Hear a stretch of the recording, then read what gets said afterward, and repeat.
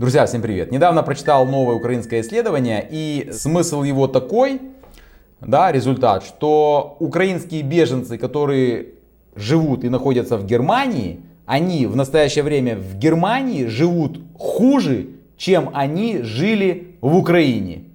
Вы поняли? И вот как раз таки я хочу с вами поделиться информацией из этого исследования, и, скажем так, вы можете, прослушав ее, написать в комментариях свое мнение по этому вопросу. Итак, о том, что украинские беженцы живут в Германии хуже, чем в Украине, пришла к такому мнению украинский профессор политологии Татьяна Панченко. Она уже 3 года изучает жизнь украинских беженцев, которые находятся именно в Германии. Не в странах Европейского Союза, а именно в Германии. Так, немного о том, кто такая Татьяна Панченко. Она украинский профессор политологии, социолог, политолог, доктор политических наук. Окончила Харьковский национальный университет имени Каразина. Работала в этом университете на кафедрах политологии и политической социологии, преподавателем, доцентом и профессором. То есть и она уже занимается, как я уже сказал, 3 года.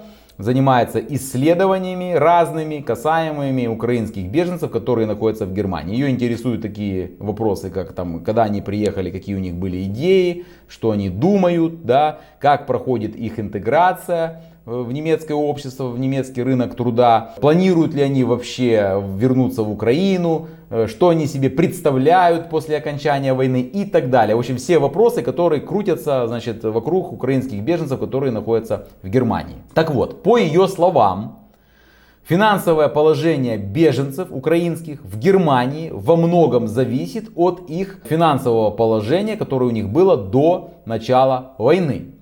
Вот что она написала. Большинство респондентов моих исследований утверждают, что их финансовое положение в Германии хуже, чем в Украине. Она связывает это с тем, что в первую очередь бежать смогли люди из Украины, когда началась война, у которых был достаток выше среднего, она пишет, и у них была высокая квалификация. Я так понимаю, трудовая.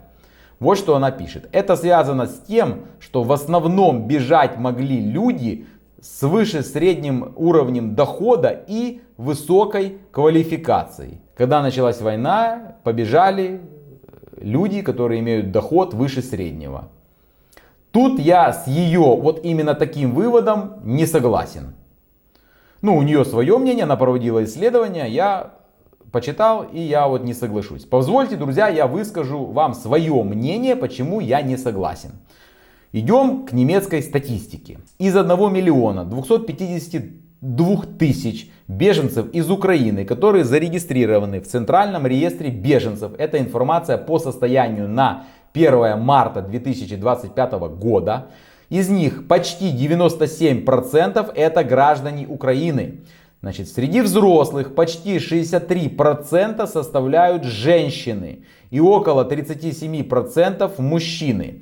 Из этого количества, из 1 250 000, 360 455 детей и молодых людей в возрасте до 18 лет. Среди них 131 тысяча это младшие школьники от 6 до 11 лет, и 98 тысяч это молодые люди, парни, скажем так, подростки в возрасте от 14 до 17 лет. И она хочет сказать, что это большинство людей, большинство из этих вот категорий людей, о которых я вам рассказал, люди с выше средним уровнем дохода и высокой квалификацией. 63% женщин с детьми. У них выше, в Украине был уровень дохода выше среднего? Конечно же нет, но это же очевидно. Всего в Германии, помимо этого, я уже тоже рассказывал, на март 2025 года примерно 300 тысяч украинских беженцев трудоустроены на рынок немецкого труда, то есть работают. Из них 130 тысяч работают на полный рабочий день с обязательным социальным страхованием. Теперь смотрите, касаемо высказывания о том, что финансовое положение украинских беженцев в Германии хуже, чем в Украине. Давайте мы не будем брать работающих, да, украинских беженцев, да, нет смысла сравнивать работающего украинского беженца в Германии, да, его заработную плату и его доходы, и работающего украинского гражданина, который работает в Украине. Нет смысла, мы с вами понимаем, потому что в Германии заработная плата выше и так далее. Даже если мы сейчас некоторые из вас скажут, да и расходы выше. Да, и расходы, возможно, выше, но все равно заработная плата у него выше. И что касается, например, продуктов питания, то продукты питания в Германии есть даже много очень продуктов питания, которые в разы дешевле, чем в Украине. И вот если я не прав, или прав, пожалуйста, напишите, друзья, кто знает об этой информации, прав я или нет. Ну и, соответственно, ясно дело, что украинский рынок труда однозначно не конкурентоспособный с немецким рынком труда. Давайте возьмем для примера украинского беженца, который находится в Германии и не работает, безработного. Мы же финансовое положение сравниваем, она же говорит, что хуже, чем в Украине. Вот мы возьмем просто перспективы, да, какие могли быть у украинских беженцев в Украине, если бы они, к примеру, вернулись.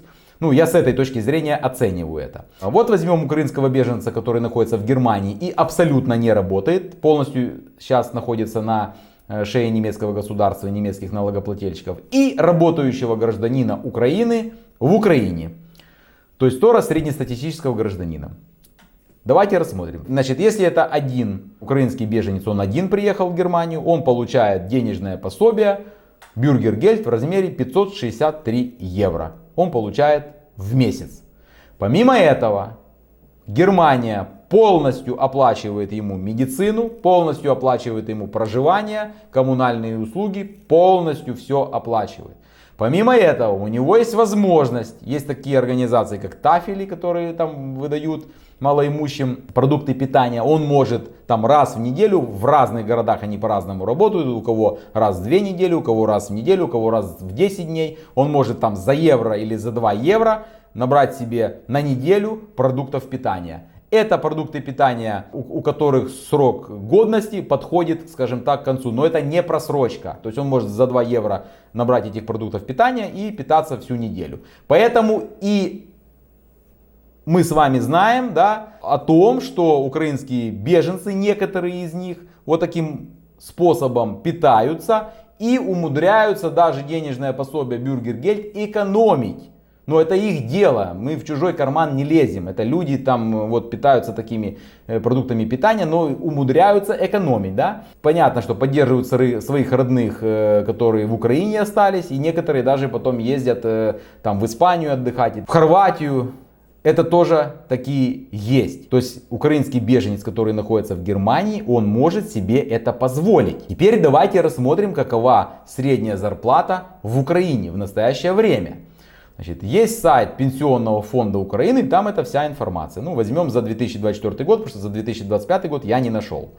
Значит, средняя зарплата в Украине за 2024 год составила 17 486 гривен 60 копеек. Понятно, да? Средняя зарплата. Теперь берем калькулятор и просто считаем, сколько 563 евро в настоящее время по курсу это гривен. Получается у нас 25 335 гривен. Давайте возьмем не 563 евро, давайте возьмем 500 евро. Уберем 63 евро. Это 22 500 гривен. То есть украинский беженец, который находится в Германии, чистыми на руки получает от немецкого государства 22 500 гривен. Все. А все остальное он не тратит. Ему оплачивает немецкое государство. То есть вот эти 22 500 гривен он тратит по сути только на еду. Да?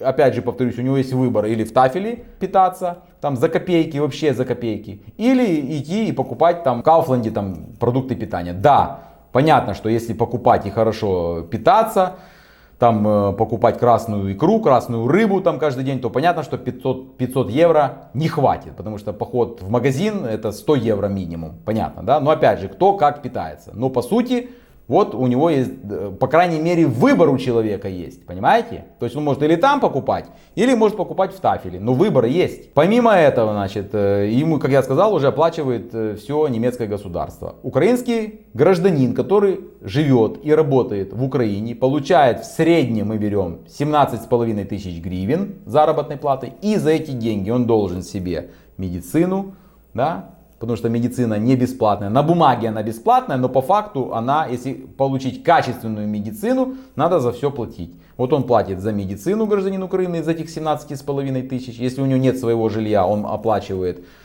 аренду жилья. Сколько это стоит, я не знаю. Там, я думаю, что в районе там, от 7 там, до 10 и выше тысяч гривен. Это минимальная, да, размер аренды. Ну, смотря, если это в городе, это не в селе. Значит, он должен одежду покупать, продукты питания покупать и так далее, мобильную связь оплачивать и так далее. И что у него остается? И сколько он может купить себе продуктов питания, там, если мы сравним по количеству с теми продуктами питания, которые может себе позволить купить в Германии украинский беженец, который получает денежное пособие. Я уже не говорю о селах, да, и о заработных платах в селах украинских, потому что там явно люди не получают 17,5 тысяч гривен. А именно беженцев очень много из сел маленьких городков, маленьких ПГТ и так далее, которые просто-напросто даже до войны таких денег, как 22 500 гривен, не зарабатывали. Это 100%. Вот, друзья, кто в Украине живет, кто жил, расскажите, какие заработные платы в селах сейчас и до войны были в Украине. Получали ли люди там, например, тракторист 22,5 тысячи гривен или не получал? Ну, к примеру. И была ли у него там работа? Вот напишите реальные объективные цифры.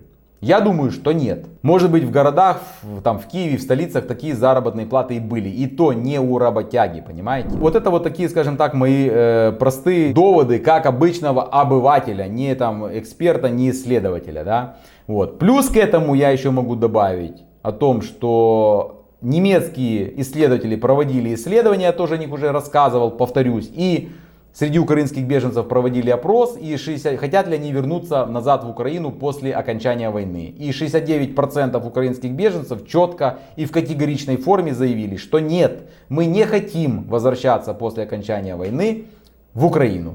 То есть люди прекрасно понимают, в том числе, что финансовое положение у них однозначно будет лучше в Германии, чем в Украине. Поэтому 69% украинских беженцев не хотят возвращаться в Украину. Вот и все. И не надо выдумывать велосипед. Это вся статистика, эта вся информация лежит на поверхности. Если бы у них финансовое положение в настоящее время было хуже, чем в Украине, поверьте мне, женщины бы туда все бы вернулись бы, все бы приехали. То есть мы бы увидели с вами другую статистику, другие цифры. Вот и все. А так, ну как бы, ну это ее право. Она написала такой отчет, я любой труд уважаю, абсолютно я не говорю, что она, может быть, она что-то имела в виду другое, но я вот вам показал, вот, может быть, я не прав тоже. Может быть, я не прав. Вот напишите, друзья, свое мнение, что думаете вы по этой теме. Вот я вам привел пример, что написала украинская исследовательница, да, в своем исследовании. И простые цифры я вам привел, взял из интернета. Вот и все. Напишите, пожалуйста, свое мнение.